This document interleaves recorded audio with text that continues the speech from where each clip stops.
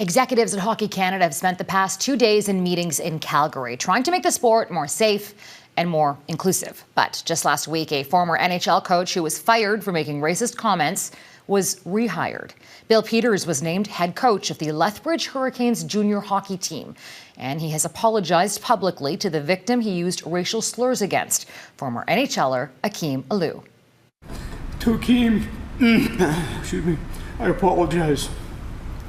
I now recognize the impact of my words. I was uneducated in my use of inappropriate language. I failed to create a safe place for Akim, and I'm deeply sorry.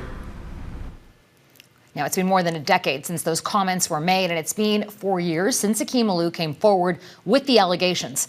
Aliu is no longer playing professional hockey, but is involved in trying to bring diversity to the game. I had a chance to sit down with him earlier this week. Akim, thanks so much for joining us. First, let's start with that apology. What's your reaction to it? I mean, it was something that was very difficult to see. Obviously, the emotion that was displayed doesn't really correlate with the outreach towards the victims, which is myself, and obviously the stories with Mikel Jordan as well. I think when you're that sorry about something that happened so long ago, I think the first thing that you got to do is get in contact with the victim and to understand where they're at and how they feel about it. I hope he was sincere in his words and his emotion, but I always look at the action behind it. I haven't heard anything from him in 13 years and 4 years since it's become public. At the end of the day, I hope that this is a teaching moment for a lot of people, and we move on in a positive light from here. Do you think speaking out hurt your hockey career?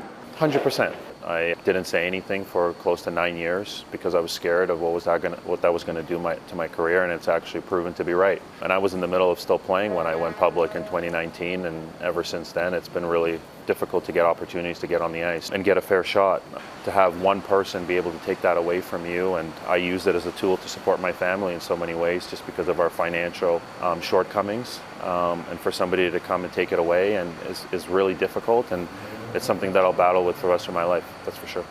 Hockey Canada is holding a summit this weekend, and they're looking at the issue of toxic masculinity, but also the issues of racism.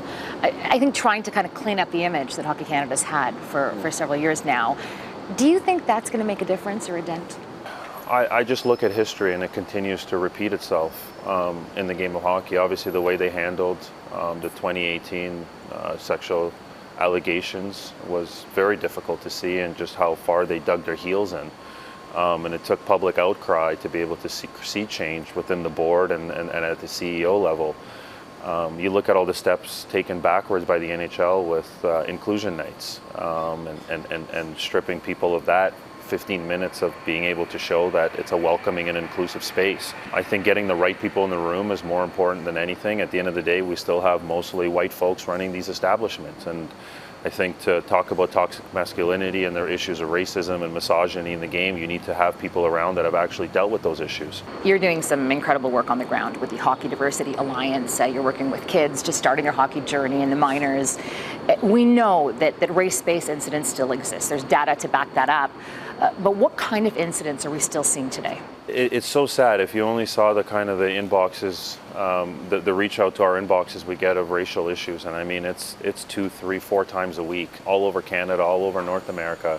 Kids saying they've been called the N-word, Indigenous kids not being welcome, Asian kids being made fun of. When you reach out to these organizations and we talk about having a very strict policy, it takes a long time to get anything done.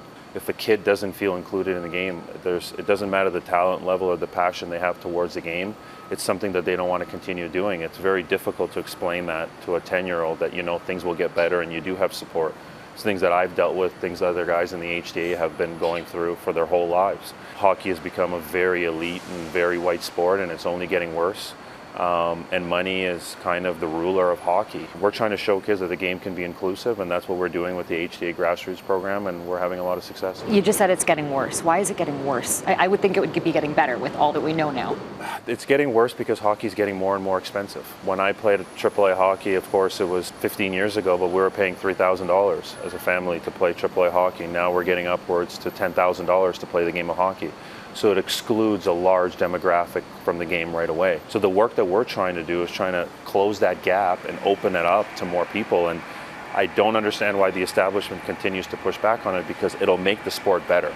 If you had a kid, knowing what you know now about hockey culture. I just had a kid 2 months ago. You just had a kid? 2 months ago, yes. Wow, congratulations. Thank you. Knowing what you know now, would you encourage him to get into hockey? It's such a hard question. Part of me says yes. I do want him to reap the benefits of playing in a more inclusive space, and I hope it gets better. And in other ways, and this makes me extremely sad as well, I don't want him to deal with what I went through. His mom doesn't want him to deal with what I went through. But at the end of the day, I love hockey with a passion. It was my first love. It's always going to be my true love. And I hope we can get the game to a space where all kids, including my son, can feel loved in the game and pursue it and make it the greatest game in the world, because I do think it has that potential. Okay, Akim, thanks so much for your time and your passion. Thank you so much. Appreciate you having me.